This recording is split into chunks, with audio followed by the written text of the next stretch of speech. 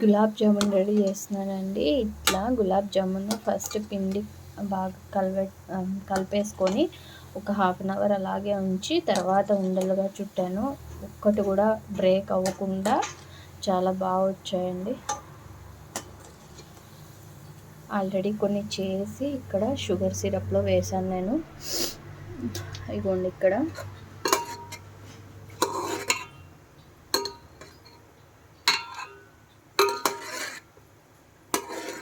ఇందులో ఒక 2 ఏమో బ్రేక్ వచ్చింది, మిగతావన్నీ చాలా బాగా వచ్చాయండి. అంటే మనం కలుపుకొని పిండి కొద్దిసేపు నానబెట్టేసుకుంటే ఇట్లా పగుళ్ళు లేకుండా బాగా నీట్గా వస్తుందండి గులాబ్ జామున్. ఇలా గోల్డెన్ బ్రౌన్ కలర్ వచ్చిన తర్వాత ఇవి తీసి షుగర్ సిరప్లో వేసేస్తాను.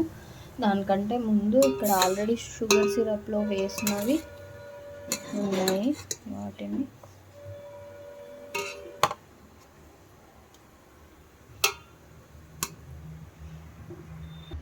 ఇందులో మిగతావి కూడా జామున్ నేనైతే ఈ షుగర్ సిరప్లో వేసేసాను. ఇప్పుడు నేను ఇది టేస్ట్ చేస్తున్నాను ఎలా ఉందో. ఇంకా షుగర్ సిరప్లో ఇప్పుడే వేసాను కాబట్టి